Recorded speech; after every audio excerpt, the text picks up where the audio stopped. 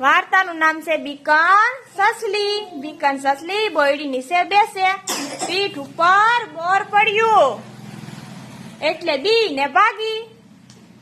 રસ્તામાં તેને વાઘ મળે છે. સસલીને પૂછ્યું કેમ ભાગે છે? સસલી કહે અટણાવ્યું, દટાણાવ્યું, ઉપરથી હાથ પડ્યું, પીઠ મારી ભાંગી નાખી. ભાગો રે ભાઈ ભાગો. વાઘ સસલીની પીઠ પાછળ ભાગવા લાગે છે. પછી હાથી આવે છે. હાથી પણ પૂછે છે કેમ ભાગો છો સસલીભાઈ? સસલી કહે અટણાવ્યું, દટાણાવ્યું, ઉપરથી હાથ પડ્યું, પીઠ મારી ભાંગી નાખી. ભાગો રે ભાઈ.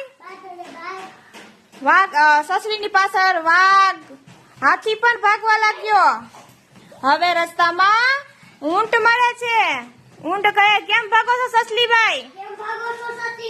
સસલીબાઈ કહે અટણાવ્યું, દટાણાવ્યું, ઉપરથી હાથ પડ્યું, પીઠ મારી ભાંગી નાખી. પછી સસલીની પાછળ ઊંટ પણ ભાગવા લાગ્યા છે. પછી રસ્તામાં રીસ મળે છે. રીસ કહે કેમ ભાગો છો સસલીબાઈ? સસલી કહે અટણાવ્યું, દટાણાવ્યું, ઉપરથી હાથ પડ્યું, પીઠ મારી ભાંગી નાખી. ભાગો રે ભાઈ ભાગો. સસલીની પાછળ રીસ પણ ભાગવા લાગે છે. હવે રસ્તામાં હરણ મળે છે.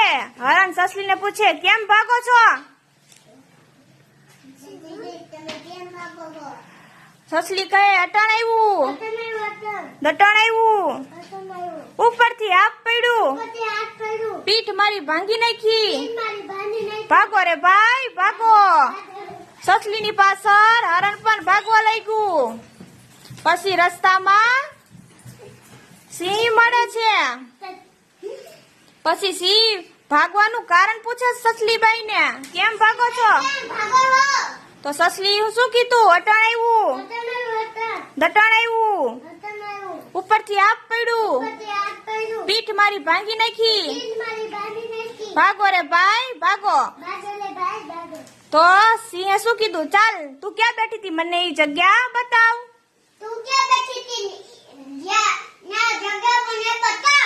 પછી સસલીબાઈ જગ્યાએ સિંહને લઈ ગયા. પછી સિંહે કીધું આમાંથી બોર પડ્યું તું. આ આકાશ કોઈ દિવસ પડતું હશે? આમ જોયા જાણ્યા સમજ્યા વગર ભાગો છો કેમ? જાઓ બધે પોતપોતાનું કામ કરો.